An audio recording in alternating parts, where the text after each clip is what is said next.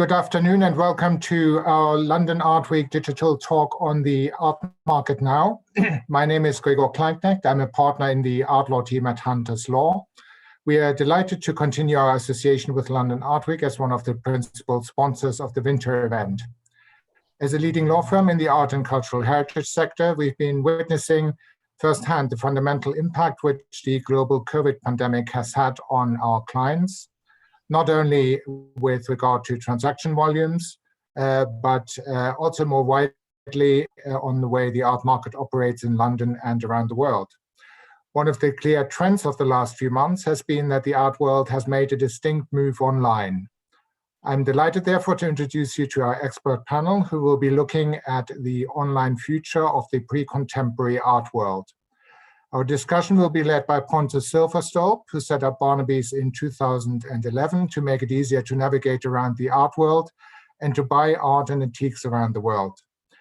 We also welcome to our panel Katherine Thomas, who is a client strategist at Sotheby's London, and London Art Week dealers Matthew Hall, the co-founder of Panter Hall, and Hendra, who is head of research and a director at Mould Company. If you have questions, we very much welcome those in the course of the talk. Please put them into the question and answer facility you find in the bottom menu of your screen. And with that, Pontus, over to you to start us off. Thank you. Well, I would like to welcome you as well, of course. And I would see that this has been quite a year, I would say, with a lot of challenges, but also with a lot of opportunities. And for example, when we have a look at Barnebys traffic, for example, and with traffic I mean user, or with user I mean buyer, sellers, consigners, or potential buyer, seller, consigners. And the numbers has gone up with 42% this year, year-to-year comparison. So, but what we saw was actually a trend already in January before the pandemic. So I would say the interest was actually taken off more than ever this January, but it continued. What we were very afraid of that it wouldn't in March, April, when everything started. So I think it's a strong trend, and it's extremely positive, not just for Barnebys and especially our clients that benefit from our user, but for the whole industry actually. And I think this gives us also indication about the future. And of course, everyone had to adapt the online behavior much quicker than I thought would have happened, at least for many of the markets that we operate in. So this is something that I see as a positive thing. But here I am with an online service. But what about you, Matthew? You're a dealer, obviously. You're operated in the more traditional landscape since a long time. We do. We mix our contemporary up with our traditional and our pre-contemporary. So it's a bit of it's not an exact science, but a lot of what we've done. I mean, when the first lockdown happened, our first instinct was that our lives are over and we'll shut the shop and never go back again. Yeah. But actually, the first exhibition we'd already planned, we put it online. And within about 2 weeks, the sales, they were obviously down, but they were nothing like catastrophic. Mm. And I think we found that, I'm sure everyone else found the same thing, there's a sort of price sweet spot. With us, for the smaller works, anything you can buy instinctively with a flick of a click at about £4,000 and below, was unaffected whatsoever. Our larger works and some of the contemporaries and some of the 20th century things at 8,000 to 12,000, no one looked at because they'd need to stand in front of them physically, and it became a sort of total dead zone. But we just switched everything around and pumped lots and lots of small £3,000 to £4,000 lots onto the internet. And admittedly, these are selling to our existing clients. It's not a magic formula. I mean, people don't just Google art and come up with Panter Hall, but our existing clients switched. As you say, we found the same thing. We were sending out to our existing mailing list, and inevitably, particularly as our taste is rather traditional in English, that a lot of our clients are in their sort of 50s to 70s. And the problem is it's in the past they've just said, there's no way I'm not buying from a catalogue. There's no way I'm not coming in and seeing the picture. How would you ever buy it online? And suddenly, with no other option, they just bought it online, and they were clicking away quite happily. And to the point in the last sort of 6 months, we've worked out we just don't know whether it's worth having the gallery anymore. I mean, it's a hell of an expense, a great lump of real estate in the middle of Pall Mall. And we're not selling things at hundreds of thousands. We're selling things at an average price of 5 to 10,000. And there isn't the business there to justify it anymore. And now that we know the internet is probably a 15-year, slide quietly onto the internet that would have happened over that sort of time, happened in those 3 months. And our clients are completely comfortable now buying, ticking away quite happily, clicking at a certain price level. And it has it's suppressed our price levels generally, I think, to that sort of level. But there's plenty of work out there to sell, and plenty of people want to buy them. So we're just feeding the monster and keeping the website and the internet supplied, and even Instagram, for goodness sake. I mean, it's extraordinary that the things we never would have looked at seriously are suddenly really strong outlets for sales at a certain price level.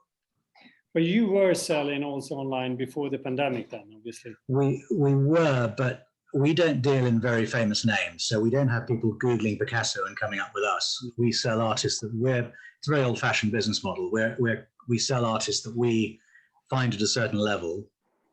And we are just basically, I've managed to lose something.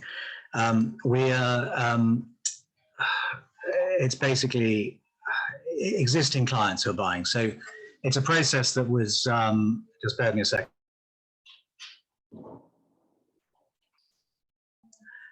Sorry, my wife's answered a call very loudly next door. So the business we were doing was to existing clients.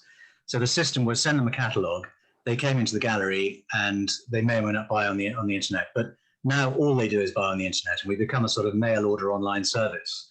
And that's that process that was 5 or 10% that way before is now 60, 70%. So we're finding it, completely, it just means that the gallery is becoming completely redundant, really, as a model. So meanwhile, you operate with not so famous artists. Obviously, you, Lawrence, do, because Philip Mould is both, I would say, working with those famous names, but also are a famous name by itself, I guess. So do you agree with this? I mean, has it been a smooth transformation? Well, we started sort of pumping sort of resources quite heavily into online quite a few years ago. I mean, for the last 10 years or so, website has always been a very important shop front for us. But yeah, I mean, certainly, obviously, since March, there's no doubt that more sales, higher value sales, have been conducted through the website. Solely, sort of as Matthew described, a sort of mail order purchases, whereby I think people buy things sight unseen, they get sent to their homes, and that's it. Whereas the website, for us, we still very much view it as something that we use in tandem with our physical gallery space. So what it's a very useful filtering process. I mean, probably say, guess about 80% of our inquiries now come via the website, or eventual sales happen. 80% of them happen first instance through the website. Someone sees it on the website, then they come into the gallery.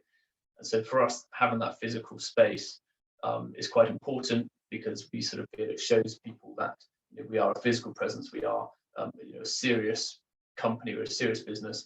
If you have any issues, you know where to go. And so I think that's as a reassurance for clients is quite important. So we still view it very much as two things working together. They're also very useful for exhibitions, of course. And if you want to stage major exhibitions to build artists' reputations, and obviously ultimately the market, then you need to be able to stage these shows. You need to be able to stage retrospective exhibitions, produce catalogues, and have somewhere where someone can go to actually look at the pictures. So at the moment, we do view them as two things working together. Of course, who knows where that will go? And obviously, every year we look back at the year and we sort of take a view on it. It may be the case that further down the line, physical gallery space is less important, but for now we very much view it as a necessity. When we made a report to Barnebys some years ago, we were asking our audience, I mean, what's the most important? Why are you buying at auction, for example? And the physical experience was quite high still.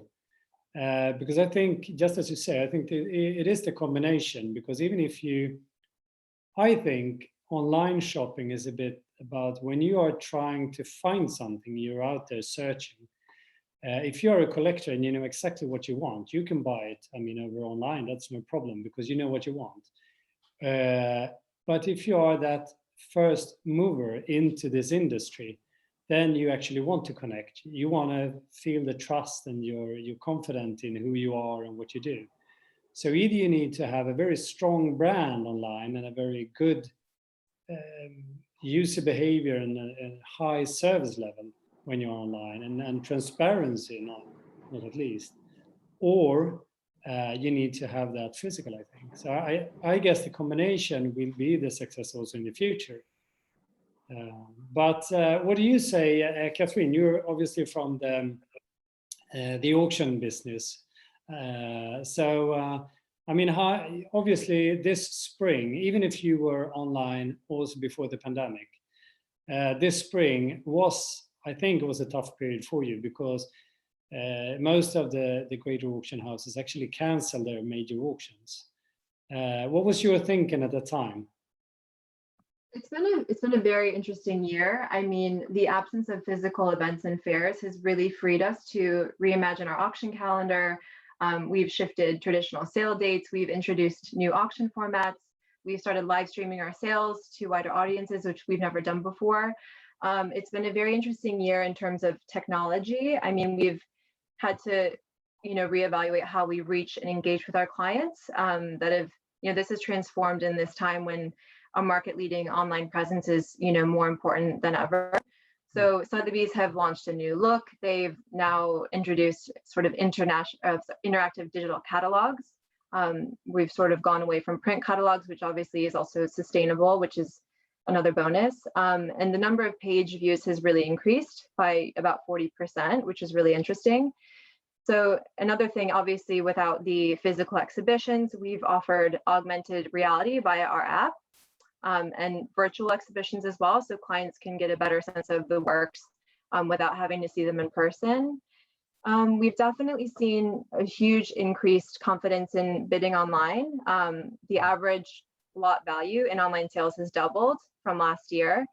Our first sort of contemporary day sale that was first online this year, it set a new benchmark for highest total for an online sale at Sotheby's, reaching over 13 million. And, this year we've had over 500 auctions planned for the year, which is, against 120 last year. So it's been a huge push to online. And I mean, I think it's certainly been a lot of change this year, and we've adapted as quickly as we could and try to engage clients as best as we can. But it's also been, great to see the innovation, seeing clients respond well to this. And I do think that this is a lot of these sort of trends that we've been following this year are definitely going to continue in the years to come. Well, what about, I mean, you're young, obviously, in this industry anyway. Had it been easy to adapt for your colleagues? Because obviously it's a huge step that must have been taken. Definitely. It's funny, I think it's been a huge focus for Sotheby's in the past few years to do more online. And of course, live sales are important to the business's future. There will always be live sales. It's a huge part of our business. But, I think in a way, because of COVID, people were sort of forced to go online. They were forced to change, where before there wasn't such a big push. So, we've had a lot of work. A lot of clients have been resistant to that, but we found that once they've sort of converted, they love it. And people are very well engaged. They're interested in the technology. A lot of people really appreciate the online catalogs and all that they can do as opposed to a print catalog. So, I mean, it's been a super interesting time for us. I must say, I have been quite, how would you say, surprised because the last few years when I read the press releases from most of the major auction houses, because in the communication, it was a lot of talk about, let's say, 33% came online, 44% from other markets outside UK or US or whatever. And I was always thinking, but how come they communicate 30%, 33% come from online? Because where should the otherwise come from? When 9 of 10 today start to purchase behavior on internet, how can our industry think that it's a big number with 33% coming online? Because that's where you reach them. I mean, in my country, no one has faxes anymore. And this was the way you sent your bids before, wasn't it? So I think for the major houses, to be honest, I think the situation we ended up in this year has been crucial for the future and the steps you have been taken, because otherwise I have seen some of the major houses actually was slowing down from the market as a whole, actually. So I think I think you adapted quick, and it's interesting to see. But have you seen any patterns in the way that people behave in the purchase behavior, what they buy during this period? Has that changed? Do you know? It's been very interesting to see the different trends that have evolved. We've seen buyers becoming increasingly price sensitive to works by some of the more traditional heavyweight artists. There's been a huge demand for younger, fresher to market artists. That's been incredibly strong. We've seen plenty of works this year by young artists that have flown to incredible prices, especially in the mid-market range. I mean, Michael Armitage, Dana Schutz, the Banksy market's really hot right now. Amoaka Boafo. I mean, all of these artists have hugely exceeded the estimates that we had given them in our day sales. So I think that's been really interesting. And our client base has also massively expanded. There are over 20% more first-time bidders active this year than we've ever seen before. And we might touch on this later, but 40% of the bidders and buyers in our online sales total are new to us. We're attracting a much younger demographic. A third of our buyers now and bidders are under the age of 40. So this is I think the push to online and getting people to engage in this way has produced a very interesting pool of new clients to us.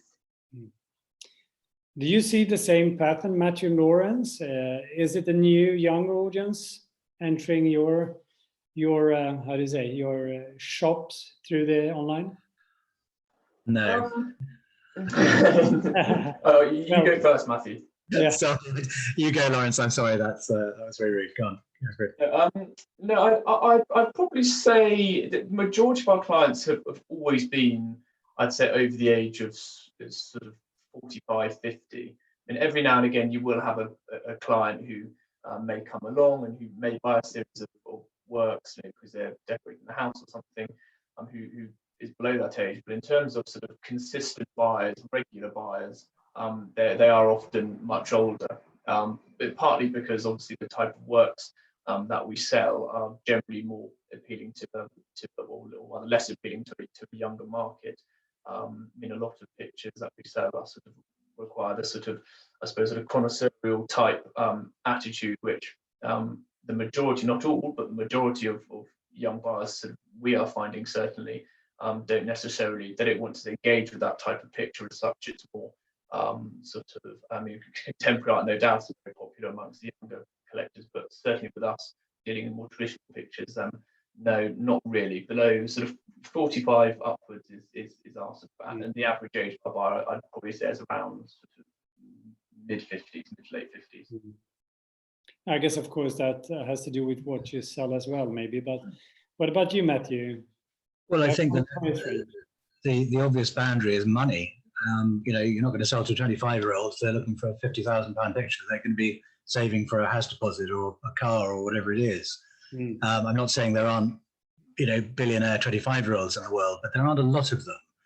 And we're in a massively saturated market. I mean, because of the internet, it's a great thing. The market is all over the place, but as a result, the supply is enormous. And 30 years ago, Philip was in the West End first time we were all starting out. There were probably 20 galleries, and now you go online, the same clients are looking at 2,000 galleries. all selling what they think are the best artists around and the best work around. I'm slightly talking about the contemporary world, but even so, there are a lot of, at every level, there's an awful massive oversupply in the market. So there are young people now, they're going onto the internet, and there's no natural funnel. There's no, the dealers always, the one thing we were supposed to be was a filtration process. So we go out there and do the job of finding the good stuff. So somebody, or the auction houses as well, I suppose, of course, they come along and they come to us for a selection of what we think is what they ought to buy. And they historically, clients choose a dealer or an auction house or whoever it is and stick with them because they like their taste and they like what they do and they trust them. But now there are thousands of dealers, or purporting to be dealers, all over the internet. You don't need to have a gallery, a bricks and mortar gallery anymore. You just spend a few £1,000 and you've got a website like Colnagi's or Richard Green's, and who knows, if you're new to the market, you don't know the difference. That's the problem. I think it's as a young person, you wouldn't know where to start. But the reason just the same as Lawrence, most of our clients are simply in a price bracket that they are able to afford our works. So therefore, the filtration processes of age comes in. We're going to naturally sell to people who are earning a lot of money and maybe have got the kids out the way and school fees, and they're much more liquid than they were previously and can spend on their various vices, including art. And I suppose the difference as well is between art dealerships and auction houses, that auction houses have the ability to diversify into other areas that are naturally more appealing to younger collectors. I mean, I sort of had to laugh today when we were bidding on some works in a sale at Sotheby's, and you were sort of scrolling down the catalogue, and you had the old masters drawings and works on paper sale. Then after, you had a sale of items related to Michael Jordan, I think it was. So you have a complete collection of things now that can appeal and can really get the attention of younger buyers. You see a lot of sort of fashion sales, and I said other sort of sales. I mean, there's very imaginative with the sales that they put together, but I think that certainly helps appeal to that younger market. But I would be quite interested to know how many, within the sphere of, say, old master paintings or modern British or sort of something, what proportion of buyers are below the age of sort of 50, say, or and if those statistics still apply to those markets. I think also there is, of course, another thing, which is transparency in this, which is one of the reasons why we once started Barnebys, because we saw that transparency is important, because that was feed this industry with trust. And as we all know, this industry is based on trust, I would say. And that's why we exist for decades. Otherwise, we kind of night fly or whatever you call it. And when it comes to trust, showing the price has been one of those discussions where dealers don't show the price, but the auctioneers does. And when you are entering this market as a young new audience to this industry, I think that's key. Because if you would go into a regular shop to buy, I don't know, a liter of milk, and you're coming in there and you're looking for the price and there's nowhere, and you ask someone working there, what's the price of this liter of milk? And they would like, £2, yeah, it's £2. Then you won't buy that liter of milk because you feel like, is that really the price? And I think that has been a problem for this industry as well. How do you adapt that behavior? Do you show the price, or in certain cases, or? Can I just jump in? Sorry, Lawrence, I just want to raise that point, because to me it's the other way around. I mean, we have the luxury of being reasonably bottom level price-wise in the West End, so we've never not shown the price. It wouldn't cross my mind not to, because we're not competing at the same level that, say, Richard Green and Mason were, trying to outdo each other and wondering who's going to ask $500,000 or $1 million.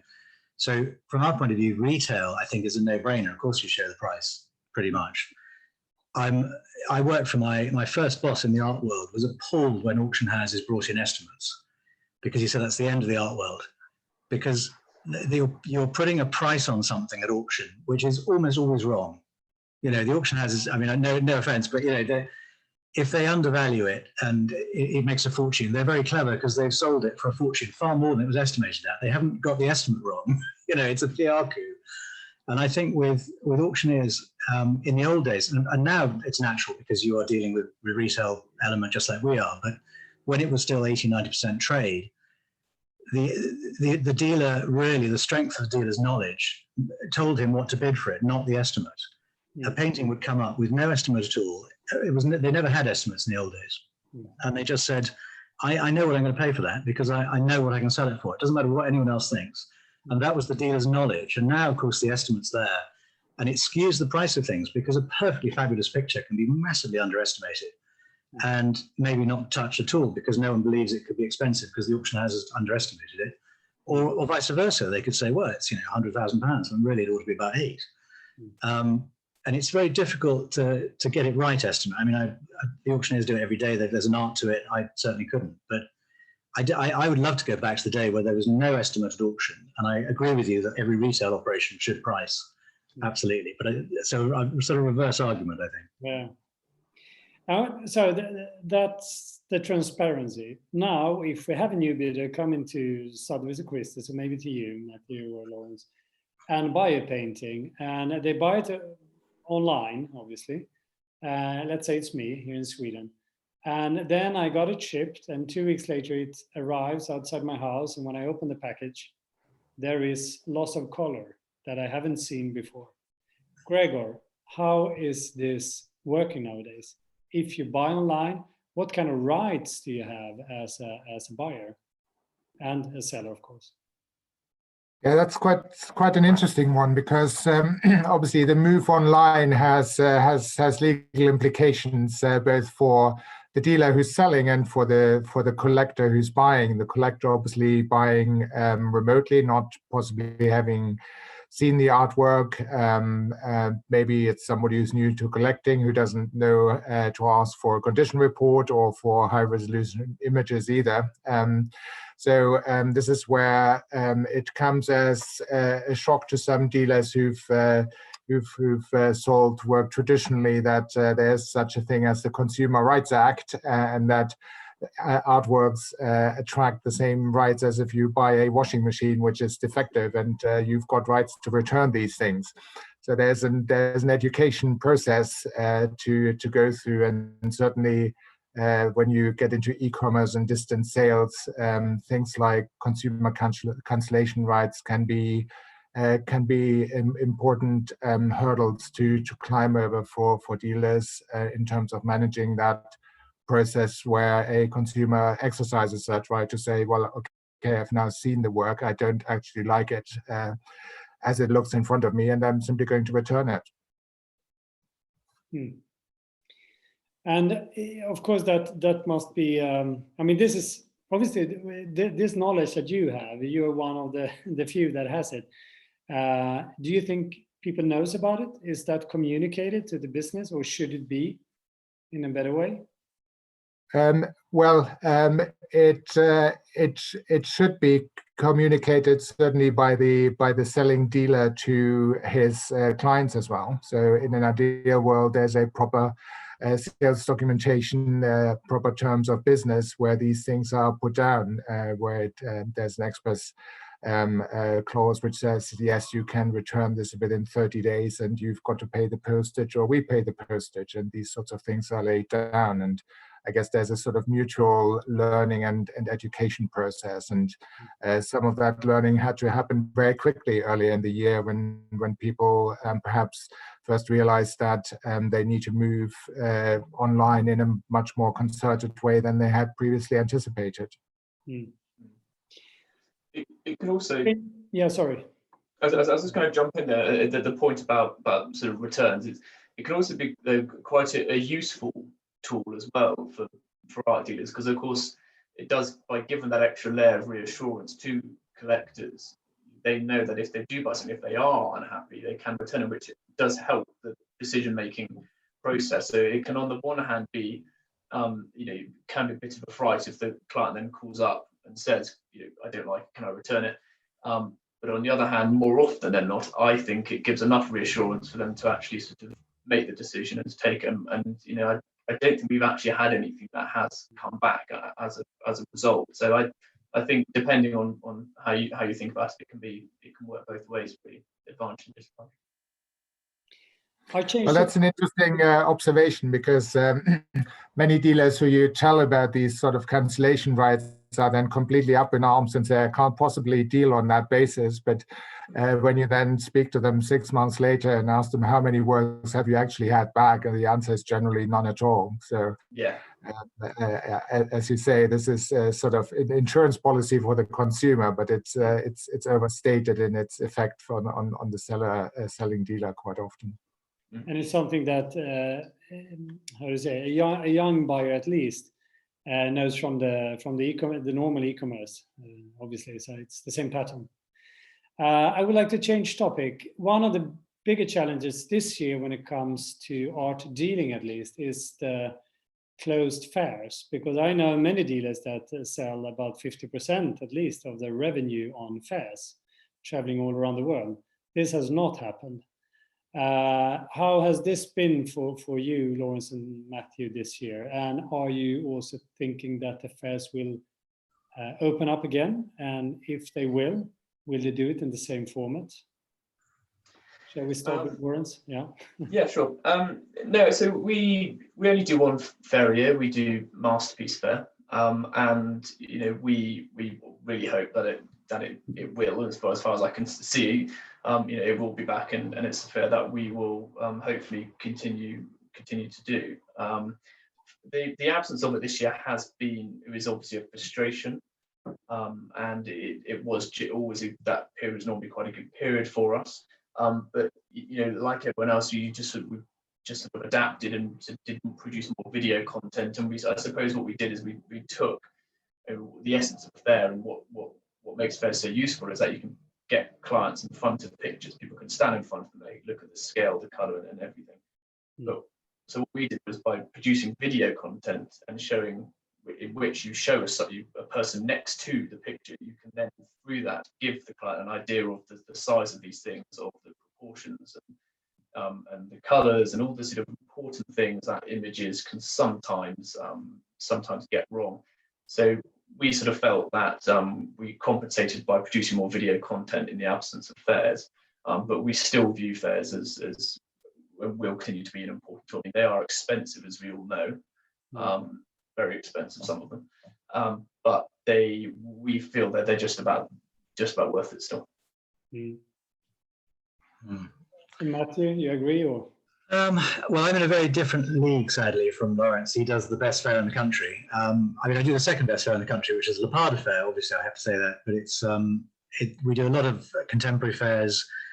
Virtually everybody has tried to produce something to take the money so that they justify it, and made an online presence. I think without exception, we did a little decorative fair in Battersea Park with the sort of the decorative 50s things, and actually that was very good, and they did a very fine online presence. But mostly, I have to say, it's very difficult to try and create 5 days talking to 20,000 people through throwing up a website. It's just not. It hasn't really worked for us, and we haven't actually found our turnover has fallen in relation to not doing the fairs. We probably do 8 or 10 fairs a year, and for many years now, we've been just about breaking even at virtually every fair, and we kid ourselves that, well, it's a marketing exercise, but actually we sell to the same people. Even when we go to Hong Kong, we sell to the same people. It's no longer really a useful way of doing business. I think there are other ways of spending the same money, and as Lawrence says, they are very expensive. It's not really avoidable. To be fair to the organisers, I get an insight into the Panter Fair one. There's no massive profit there sitting to be given away. It's an expensive business putting an art fair on or an antique fair on. But I think it's become an overpriced way of doing it, and it doesn't give the returns it gave 20 years ago, 10 years ago. There's a very finite number of collectors that go to the fairs the whole time, and once we know them, they may as well come to the gallery and not be paraded around the opposition for the rest of the week. I think in future we'll be, instead of doing 10 or 12 fairs, I think we've done in the last few years, it's probably down to 1 or 2, and we'll save ourselves a lot of money and a lot of hard work, I think. Yeah. It's quite interesting. I had a conversation with a collector client the other day who very much mirrored that, because on the collector side, there's such a thing as fair fatigue as well. And you get the same thing the other way around, saying, I go to fairs all around the world all the time. I see all the same galleries, so I might as well just visit them where they are and go to their website. So yes, it's exactly the same motivation and sentiment the other way around. Yeah. No, it might be a revival actually for the boutiques. How do you say, the shops, the stores? Katherine, we spoke a little bit about there's some data that you provide us with. On Barnebys, we have seen during the pandemic, we have seen an extraordinary raise in amount of searches for luxurious brand. Like example, Rolex went up 154%. Chanel increased with 563%. Jaguar, the car, went up with 1,300% this year. Have you seen, the same pattern, but also can you see, obviously I can see from the outside that you are more and more getting closer to the luxury industry. Is that a step that is taken with a lot of confidence and planning, so to speak? Absolutely, that's been a huge focus this year. We've introduced the Buy Now marketplace, actually, where we've significantly increased inventory for immediate sale on Sotheby's.com and Sotheby'sHome.com, where clients can essentially click a button and buy it now, as you do on, dare I say, eBay and websites like that. We've also launched showrooms in our London gallery in East Hampton and in Palm Beach, where we've been bringing, handbags, other luxury items to clients much more easily. And private sales has also been a huge push this year across all different categories. We've had a lot more private sales this year, which had been, of course, a push prior to COVID, but it's been even more so this year. But yes, luxury is definitely, I think, one of the sectors that is growing the most rapidly right now. So now when we discuss this, we talk about the data, because that's obviously what you get the information from. Because when I've been around the last few years, in all the kind of panels, it's always on one of the major topics is data. And sometimes when I'm there discussing it or listen to it, I feel like the majority of the audience don't understand what it actually is. So I used to translate data to information. And when you do that, you can understand that the data is what once was your black book. That's where you have all the information about your buyers and sellers, etc. And also actually the behavior. How data-driven are you? And let's say like a contemporary sale. How data-driven is that particular sale? Or is that based on a higher, on a structural level from Sotheby's? Do you know that? Data is key to the company, key to my role in particular, doing client strategy. Analyzing data, analyzing buyer patterns, where these clients come from, how they're engaging with us, how they're hearing from us, how we can best engage with them. It's absolutely crucial to everything that we do, absolutely. And what sorry. No, please. No, but what do you then think about? Obviously, there is a sales funnel for you and for everyone, I would say. And normally you say that is between 5 days and 20 days, depending on the market and what you sell.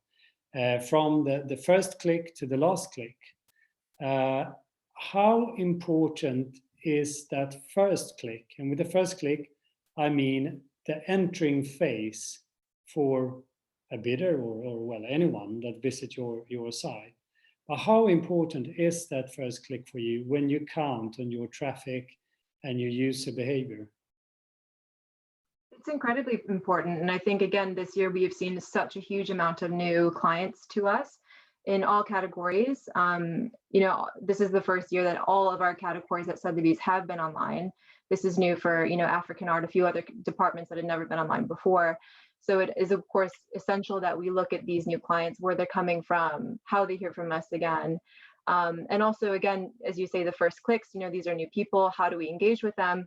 How do we continue to feed them works that they might be interested in, engage them in virtual events and so on? So sometimes when I'm in discussion with clients, many, and this is also for the dealers, many doesn't understand the value of the first click, of the entering phase of a client.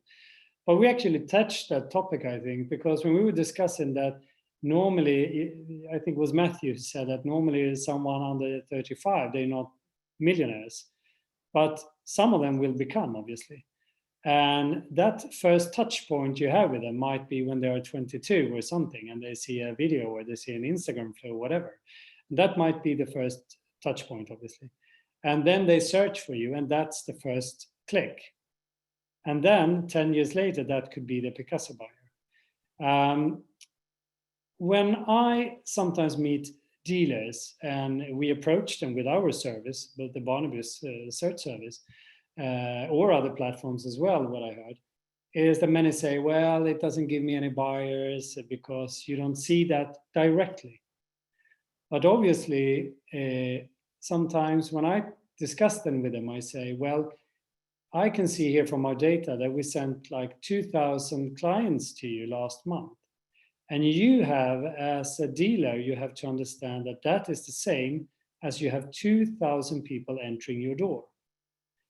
And this is something that can be challenging, I think, for a dealer to understand, and for us sometimes to communicate so the dealer understands. But Matthew and Lawrence, this is to you now, but how do you think about that? When you get someone coming into you from either if it's Barnebys or Instagram, but how do you understand the value and do you live with them for a long time? Lawrence? Lawrence, shall we start with you? Yeah, yeah. I mean, those kind of that sort of data is what we do look into at the gallery. We have a sort of online manager whose part of the role is to go through all the data. In fact, we're actually due an update next few days, which we're quite looking forward to see how that has sort of changed. And so we often do get these sort of insights into the patterns and how people navigate the website, and obviously trying to understand the importance of bringing those clients from places like Instagram over to our website, and then following the clients to how they navigate through the site, and that's obviously crucially important. I suppose that the thing is with someone like an art fair, or so someone walking through the gallery door, to use that comparison, is I suppose if someone attends an art fair, that the chances are they're quite serious and they're there to buy pictures or to buy antiques or to buy whatever. I mean, they've made the effort to come to a fair in Chelsea, they may have had to pay entry. They're particularly unfortunate. So you know that they are there with that sort of serious intent. And of course, you have buyers, serious buyers across platforms as well. I mean, obviously, there's no denying that, and it's going to continue to be so.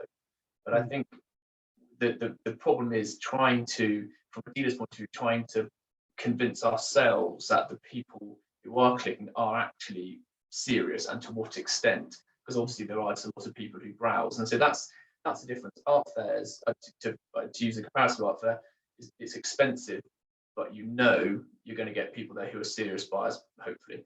With online, you have a lot of people clicking, but how serious are they? And that's something that we constantly do try to get our head around. And yeah, as you said, it's not always easy for dealers who don't have these sort of massive resources behind them to make head or tail of it. But something going forward, we are going to have to do more of that, absolutely. Matthew, you want to add something, or? Yeah, well, it's difficult because I'm much less analog than I used to be. But I mean, I remember the days when it was collecting data was literally a conversation, just as Lawrence I'm sure does today. You go to a fair, you have a conversation, you ask for their address. Nowadays, it's the email address. And in the old days, we had to keep our mailing list under 4,000 because we were mailing catalogs to those people, twice a month, and it was killing us financially. So every summer we sat down with my business partner and I, and we would cut off people we hadn't heard of for so long. And we could be killing our business completely by losing these clients. Now with the emails, it's free. Frankly, they have to have a court order to get us to take them off our list, But we keep things absolutely for as long as we can, and we mail everybody everything as far as possible. So it's a much more shotgun at a barn door approach with the data. But it's amazing how you can have thousands and thousands of people, but when it comes down to it, as my other half in the gallery is often entering the invoices, and she's actually seeing patterns amongst clients, that actually it's probably 20 people a year who are doing 60% of our business.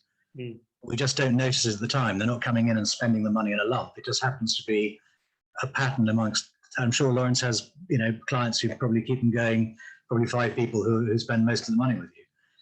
It's the way our businesses work. And it's just one thing, going back to your explaining to a dealer about the 2,000 people you were sending to them. It's a bit like people saying, well, why don't you get 20,000 richest people in the world and mail them all your catalogs and you'll be rich, and it just doesn't work. We could have a school teacher in Kent who could be one of our biggest clients because they spend 80% of their income on art.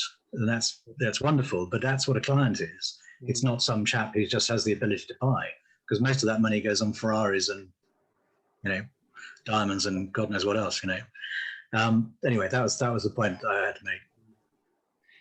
And Katherine, I mean, obviously you work on the Sotheby's. Sotheby's is one of the most famous brand in the world, I would say, but especially in our industry. If I say that your data is your business and your brand is your identity and your soul, what do you say then? Do you agree? Sorry, our data is a business. Can you repeat that? Sorry, I said your data is your business and your brand is your soul and your identity. Would you agree? I guess I would, in a way. Yeah. I mean, yeah, I mean, our brand is. How important is it for you? The data to us? The data, but also the brand, and especially the combination of it. Look, I mean, to your point earlier, I think part of what attracts clients new and season 2 Sotheby's is the name, it's the brand, it's the trustworthiness, it's that you're going to be getting something of a certain condition from a certain provenance. It's there's a level of trust there, so that is obviously crucial to our business. And as you say, there's been an influx of data. We have dedicated teams to analyzing that.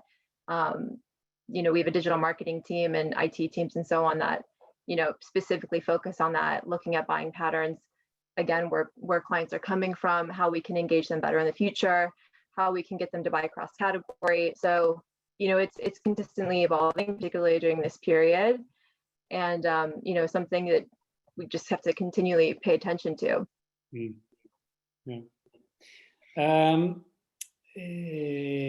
I was thinking about the situation now. I think it was you, Matthew, who mentioned that.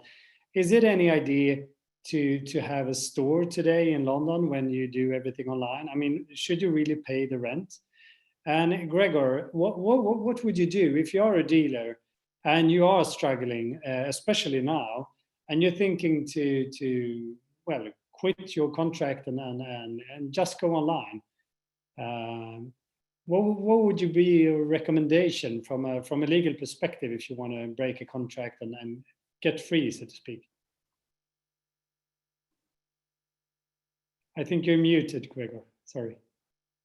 That's a question many a dealer will have asked him or herself in the last couple of months. And in particular, once a city like London is in lockdown and the shop is closed, it's a massive overhead that's not producing any income. So the immediate answer was to try and get some rent relief from your landlord. But certainly we've had a few inquiries as to whether galleries can simply be sublet or the lease surrendered, because, as you said, many art dealers now earn most of their money, or at least half of it, attending art fairs. Online is now an established alternative. So I think many galleries will look at their business model going forward and see whether they need the gallery space they have in bricks and mortars today, or whether perhaps as a first step they start sharing some of that space with others who are in the same position. Oh, so you think it will be more crossover between the dealers and the galleries, etc.? Well, I guess space is very much at a premium, and the more other outlets such as art fairs or online sales gain in importance, the more the question is: can you justify spending the money on a prime real estate location like Panter Hall or St. James or Mayfair? Yeah. So another, it might be the last question here today, but when we started Barnebys, and I was in one of my first meetings, I went to the eldest auction house in the world, actually up and running, which is in Stockholm, and I presented the idea about Barnebys, and I wanted them to list on Barnebys, and this CEO, he said that I will never be next to my competitor. And I thought that I need to get him to understand this, because I saw that he was very, very far away from me. And I told him to get the newspaper that he had on his desk, and I said, can you please go to page number 5? And so he did, and he saw his full page ad, and he will start to shine like a sun there over his nice painting that he showed. And then I told him, so what about, can you go to page number 7? And then he found his competitive there, and he wasn't that happy anymore. And then I asked him to go to page number 11, and he did, and he found the next competitive. So I said to him, but you are already next to your competitive. And that's exactly the same reason why the dealers and auction houses are in St. James's or one of the Bond Streets in London, for example. But still, I can hear some arguments sometimes from dealers saying, oh, no, we can't be next to the auctioneers. Do you agree or disagree with the CEO 10 years ago, or with me and my way of seeing it, Matthew? I think we all ought to be in one place. I like Cork Street was full of galleries, or St. James's with all the auctioneers. I think the problem isn't that no one wants to be in a bricks and mortar place. Or all together in one area like St. James's. It's simply we can't afford to be. And that's more of a global problem, because we didn't have the crash that we were expecting. As we know, property prices should have adjusted in the last crash, and they didn't. They went rocketing up through the roof. I remember I started working for a business in '91 in London, and the whole of Dover Street was empty. It was all boarded up. And you say to anybody now under 50, we took over a charity shop. It wasn't Oxfam, but it was the same idea. Halfway down Dover Street. And we got 2,500 square feet for 20,000 a year, 6 months rent free. It was exactly the same when Philip was starting in Dover Street, same idea. And it was an adjustment from the last crash in the 80s. And for properties now to be £300,000 or £400,000 a year, when only 15 years ago they were 20, it makes no sense. And they're not run as shops, they're run as adjuncts to some great multi-million-pound marketing plan from a global company. They're not getting any business off the street. These Bond Street places are getting, they're paying £1 million a year to be there, and they're probably taking 100,000 sales off the street a year if they're lucky. That doesn't make any sense. So I'm hoping that this COVID will be like a recession, and there is a recession coming, we know. And this great sledgehammer that's happened to the landlords, I don't wish them any ill will, but they've had a very easy ride for the last 20 years.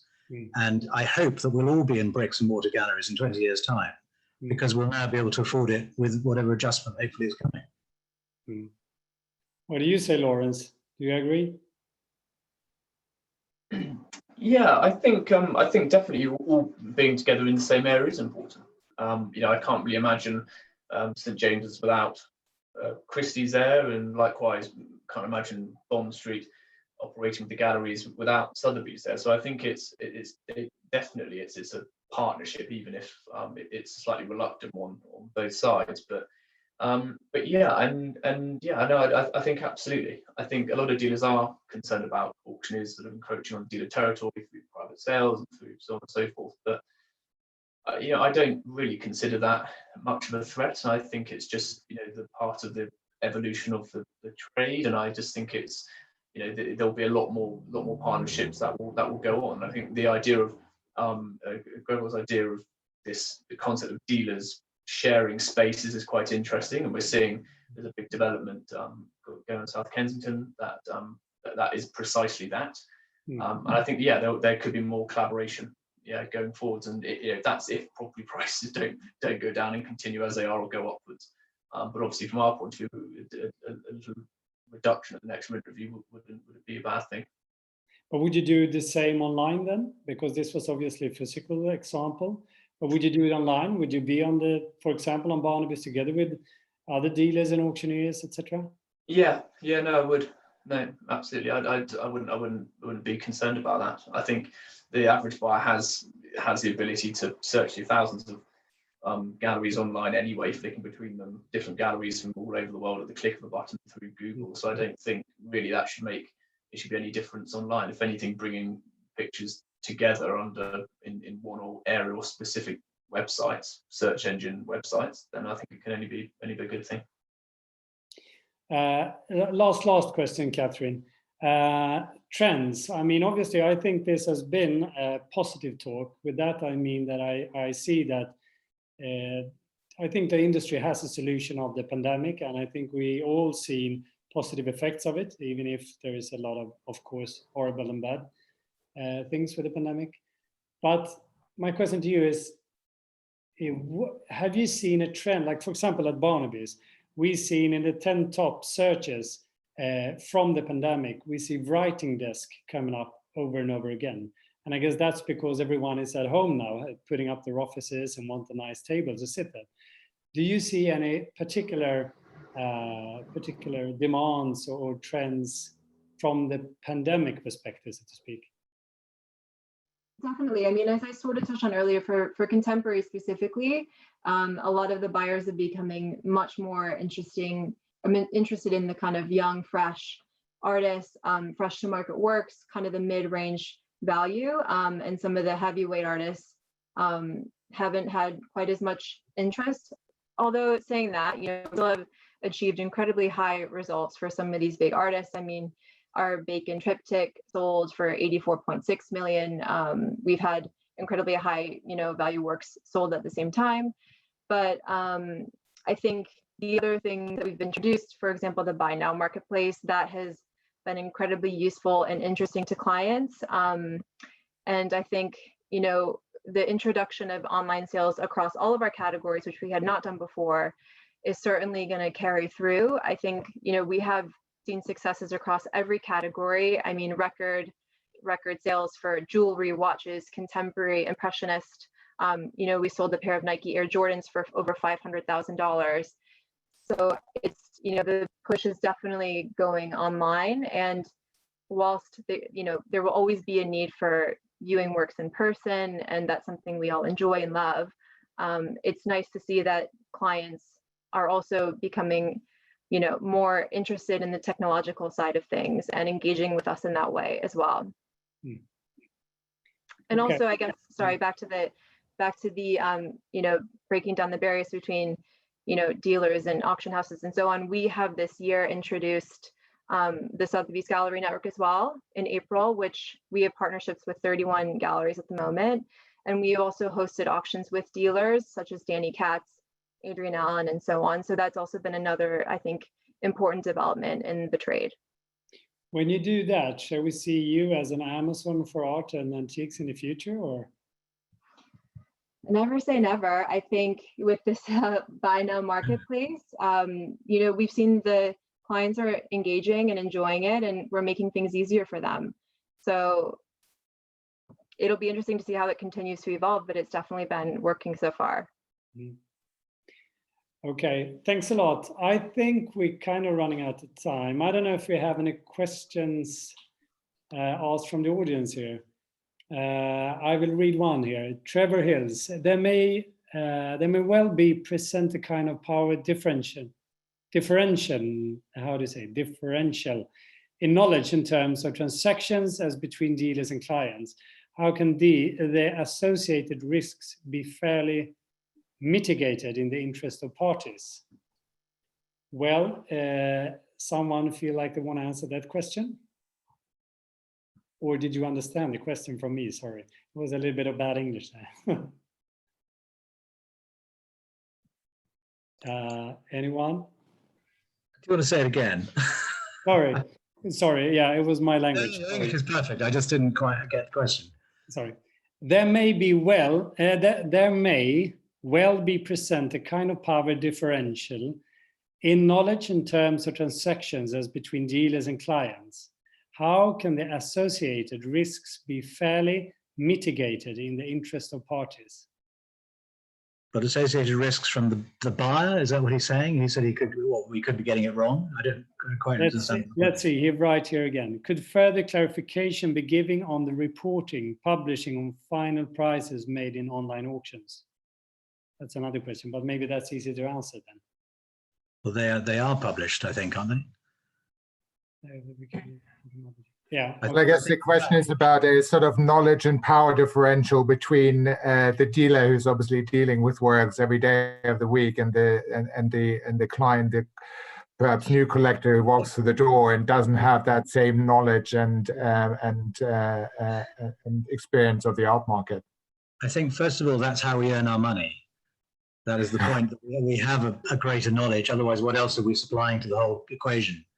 But also, I think, you know, the knowledge is out there anyway these days. We know instantly that something is good or bad.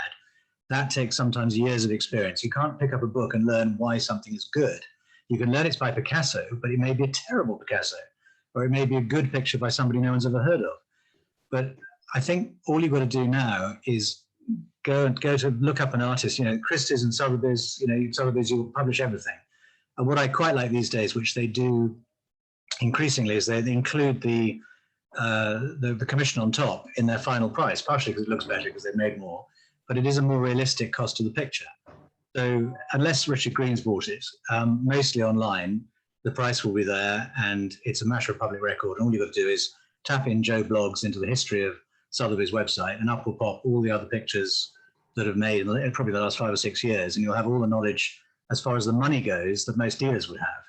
What you don't have is the experience to know whether it's a good one or not, or whether it's a fine example of whether the picture is, you know, of this particular genre.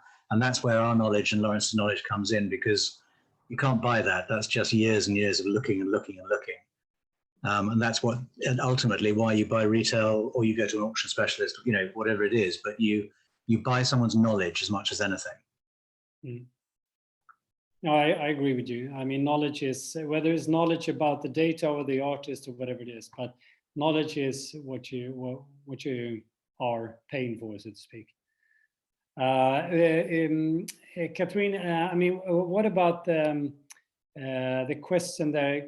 Could further clarification be given on the reporting, publishing of final prices made in online auctions? Do you publish your final prices on your online auctions, and do you keep the prices there for a long time or just for a short time? Oh yes, everything is published. I mean, go to ArtNet. They have a log of pretty much every work that's ever sold, as far as I know. So it's all very public information, and something that we reference quite frequently as well when we look at estimating, providing estimates for a work. We'll look at, you know, how things have sold in the past, in comparative works and so on. So it's absolutely transparent. Yeah, and I mean, we also, I don't know how much you know about Barnebys, but we have about 100 million in prices on Barnebys in all categories. So I would recommend Trevor Hills to take a look there. Next question here is, will the role of the galleries as a means of selling art be reduced going forward? That goes to you, Lawrence.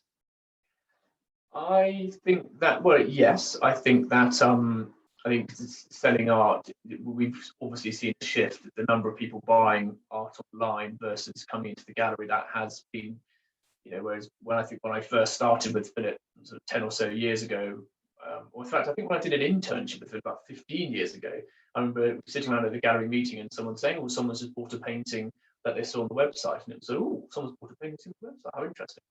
Whereas now, it's, if someone comes into the gallery and buys a picture, it's, oh, someone's come into the gallery and bought a picture. So it's turned completely on its head. But then obviously in the middle of that, you have all of the people who saw things online, then came into the gallery. So it all gets a bit confusing in the middle. But I think galleries as a sort of place where people do traditionally walk past and buy something, I think it's gonna, their purpose in that regard will reduce. But I said, going back to what I was saying earlier, I do think there is a role for a physical gallery space in the sale of art online, in the same way that it is with auction houses. You know, it is a physical presence that I think does add a sense of as to the trust that clients have. So I think it will always have a role. I think it will be reduced in some senses, but then I just think that overall, I think it is still sort of a necessity. But do you think it will be for the market for the major names or the blue chip names, the names and the artists you know? Do you think that the price level will be more stabilized? Do you say that in English? Stabilized, stable? Or do you think it will increase because everyone knows that, okay, this is a Jeff Koons, this is a Picasso, and therefore I can buy it because everyone knows about the price? Meanwhile, maybe the artist that Matthew deals with, less people knows who that artist is, which means that the market will look differently. I think the point Katherine was making earlier about how the market is particularly buoyant for younger artists is probably quite an interesting indication of what has become, because through online people can be introduced to artists they've never heard of. I mean, there's galleries all around the world for producing content on new artists, and it's being consumed in a way that it wasn't before. So I think that sort of the eagerness and the hunger for those other lesser known names, that will probably have an effect on the market, I suppose, because it will be maybe a stabilization of the blue chip names, but with a greater sort of up and downs of new emerging artists. I mean, in the contemporary world, obviously that's not my area at all, but I would imagine that's probably something that will happen. Gregor, I think we are out of time, aren't we? Yes, I think it's possibly time to wrap up. So thank you very much to all of our panelists for your contributions, for the interesting discussion, and to everybody else for attending the event, for your questions as well. Before we close, I wanted to remind you briefly that London Art Week still runs until Friday, the 11th of December. So there's another week to go. And most of the galleries and auction houses are now actually open to the public physically. More events will be held throughout next week as well, so please visit the London Art Week website for more details and to register. And just to highlight the next talk that will in fact be on Tuesday, the 8th of December, again at 4:30 in the afternoon, GMT, on the topic of arms and armor in old master portraits. So thank you very much and goodbye.